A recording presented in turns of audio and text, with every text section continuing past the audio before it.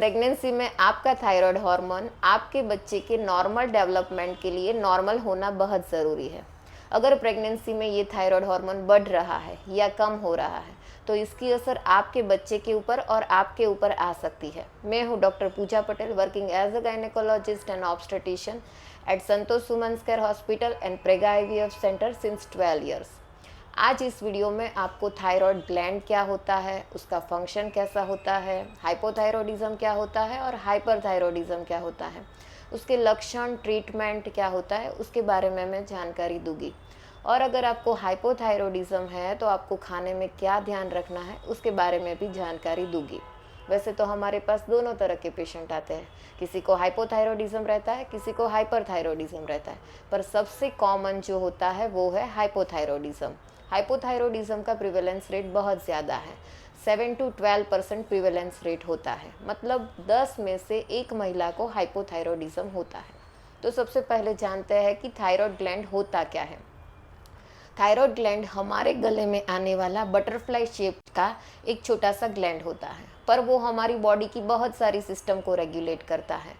वो हमारी nervous system के ऊपर अफेक्ट करता है, वो हमारे हार्ट के ऊपर, इवन वो हमारा बॉडी का थर्मल रेगुलेशन करता है, यानी कि हमारे बॉडी का टेम्परेचर रेगुलेशन करता है। वो हमारी स्किन के ऊपर, हेयर के ऊपर और नेल के टेक्सचर को भी मेंटेन करता है। इवन वो हमारी पाचन क्रिया को भी मेंटेन करता है और पीरियड को भी रेगुलेट करता है।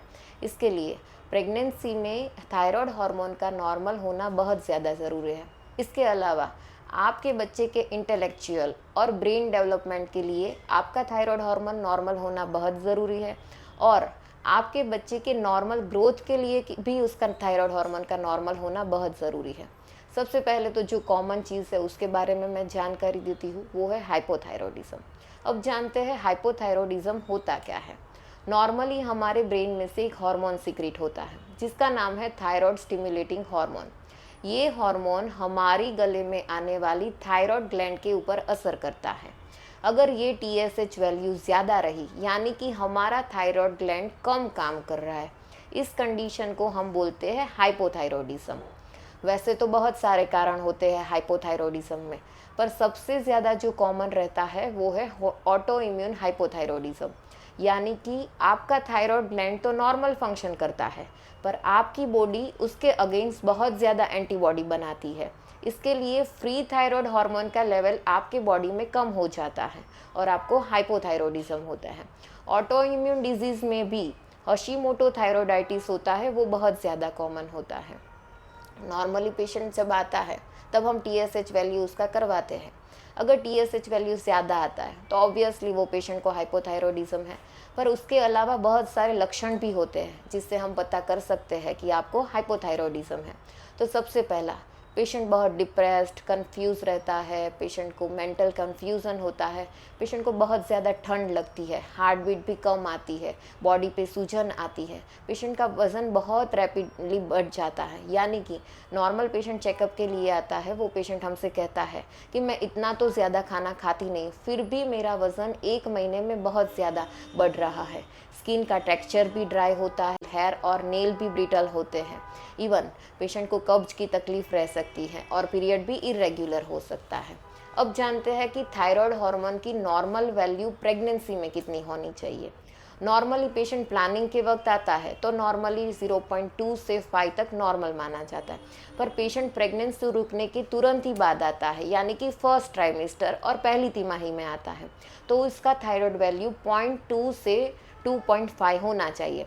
अगर ये वैल्यू ज़्यादा रहा तो हमको थायराइड का टैबलेट शुरू करना पड़ता है, और फर्स्ट तिमाही में ये वैल्यू 0.2 से 2.5 होती है, दूसरी तिमाही में भी 0.2 से 2.5 होनी चाहिए, और तीसरी तिमाही में ये वैल्यू 0.2 से 3 तक चलती है।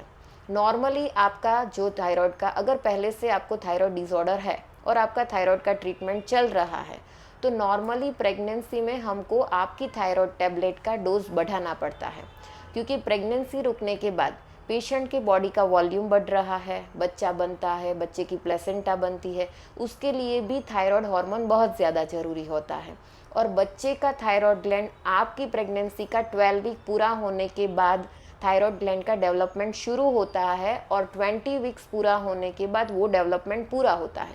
यानी 3 महीने के बाद बच्चे का थायराइड ग्लैंड बनना शुरू होता है और 5 महीने पूरे होने के बाद वो पूरा होता है।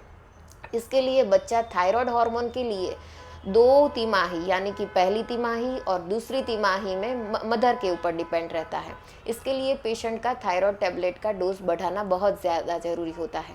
पेशेंट नॉर्मली प्रेगनेंसी रुकने के बाद तुरंत ही बाद हमारे पास आता है, हम उसका TSH वैल्यू करवाते हैं। अगर वो 4.5 के आसपास आता है, पेशेंट नॉर्मली 50 माइक्रोग्राम वाली थायरोनॉम टैबलेट ले रहा है, हम पेशेंट को थायराइड टैबलेट का डोज बढ़ाते हैं। पेशेंट बोलता है कि मेरा तो थायराइड हार्मोन लिमिट में है, यानी कि 4.5 जो कट ऑफ वैल्यू है वहाँ पे है, तो डोज बढ़ाना पड़ता है। इसका कारण मैंने जैसे बताया कि बच्चे के डेवलपमेंट के लिए आपका थायराइड हार्मोन नॉर्मल होना ज़रूरी है। अब बात करते हैं कि ट्रीटमेंट कैसे करनी है। नॉर्मली बहुत सारी ब्रांड अवेलेबल है टैबलेट थायरोक्सिन के लिए, एल्ट्रोक्सिन, थायरोनॉम, पर आपका TSH वैल्यू का प्रॉपर मॉनिटरिंग करके और उसका वैल्यू 2.5 के आसपास रख के उसका डोज हम टाइट्रेट करते हैं और आपको उस तरह से ट्रीटमेंट देते हैं। अब जानते हैं कोई पेशेंट थायराइड टैबलेट का डोज नहीं बढ़ाता है और हाइपोथायरॉयडिज्म अनट्रीटेड रहता है, तो क्या कॉम्प्लिकेशन रह सकते हैं। सबसे पहले तो पेशेंट को मिसकैरेज के चांसेस बहुत ज़्यादा बढ़ते हैं। लो बर्थ वेट यानी कि बच्चे का वजन कम आ सकता है। IUGR मतलब इंट्रायूट्राइन ग्रोथ रिटार्डेशन, मतलब बच्चे का ग्रोथ अपने हफ्ते के हिसाब से नॉर्मली नहीं बढ़ पाता। प्री टर्म डिलीवरी यानी कि बच्चा टाइम से पहले डिलीवर हो सकता है। अब जानते हैं कि अगर पेशेंट को थायराइड डिसऑर्डर है और वो अपना ट्रीटमेंट सही से नहीं लेता है या थायराइड टैबलेट का डोज नहीं बढ़ाता है, तो क्या कॉम्प्लिकेशन हो सकते हैं। सबसे पहले तो मिसकैरेज के चांसेस बहुत ज़्यादा रहते हैं। लो बर्थ वेट यानी कि बच्चे का वज़न कम आ सकता है। IUGR यानी कि इंट्रायूट्राइन ग्रोथ रिटार्डेशन, बच्चे का ग्रोथ प्रेगनेंसी के हफ्ते के हिसाब से नॉर्मली नहीं बढ़ पाता। प्री टर्म डिलीवरी यानी कि बच्चा टाइम से पहले डिलीवर हो सकता है। बच्चे का मेन चीज़ जो कॉम्प्लिकेशन आता है वो है बच्चे का IQ कम रहता है, मतलब बच्चा कम इंटेलिजेंस का बोन हो सकता है। और कोई भी मदर ऐसा नहीं चाहती कि उसका बच्चा कम इंटेलिजेंस मतलब मानसिक रूप से अविकसित आए। इसके लिए आपको थायराइड का टैबलेट अच्छे से लेना है और अगर ज़रूरत पड़ने पे उसका डोज भी बढ़ाना है। अब जानकारी देती हूँ हाइपरथायरॉयडिज्म क्या होता है। वैसे तो जो कंडीशन हाइपरथायरॉयडिज्म में होते हैं उसके सब साइन एंड सिम्टम रिवर्स होते हैं। पेशेंट को गर्मी बहुत ज़्यादा लगती है, पेशेंट का वज़न बहुत ज़्यादा कम हो जाता है। भूली गई। अब जानते हैं कि हाइपरथायरॉयडिज्म क्या होता है। हाइपरथायरॉयडिज्म हाइपोथायरॉयडिज्म से रिवर्स कंडीशन है, यानी कि जो भी साइन एंड सिम्टम थे वो हाइपोथायरॉयडिज्म से रिवर्स होते हैं। पेशेंट को गर्मी बहुत ज़्यादा लगती है, पेशेंट का वज़न बहुत ज़्यादा कम हो जाता है, पेशेंट को डायरिया भी हो सकता है, पेशेंट पूरा एंग्सियस डरा हुआ रहता है। हाइपरथायरॉयडिज्म में एक इमरजेंसी कंडीशन आती है at a time of delivery. कोई बार डिलीवरी के टाइम सडनली बॉडी में थायराइड हार्मोन का लेवल बहुत बढ़ जाता है और ये एक लाइफ थ्रेटनिंग कंडीशन है। इसलिए अगर आपको हाइपरथायरॉयडिज्म है तो भी आपको डॉक्टर को अच्छे से दिखाना है और ट्रीटमेंट अच्छे से लेना है at a time of delivery, कोई कॉम्प्लिकेशन ना हो उसके लिए। अब जानते हैं कि अगर आपको हाइपोथायरॉयडिज्म है तो आपको खाने में क्या नहीं लेना है। फूल गोभी, पत्ता गोभी, ब्रोकोली और पालक और सोयाबीन आपको खाने में नहीं लेना है। और सॉल्ट का इंटेक भी कम होना चाहिए और आप जितना भी सॉल्ट खाते हो वो प्रॉपर आयोडाइज सॉल्ट होना चाहिए। और आपको खाने में क्या लेना चाहिए, जिंक और सेलेनियम से रिच फूड जैसे कि दही, सभी तरह की दालें, ड्राई फ्रूट। अगर आप एग खा रहे हो तो दिन का 1 एग भी ले सकते हैं। अगर आपको ये जानकारी कुछ भी हेल्पफुल रही तो मेरी चैनल को सब्सक्राइब ज़रूर करना। Thank you.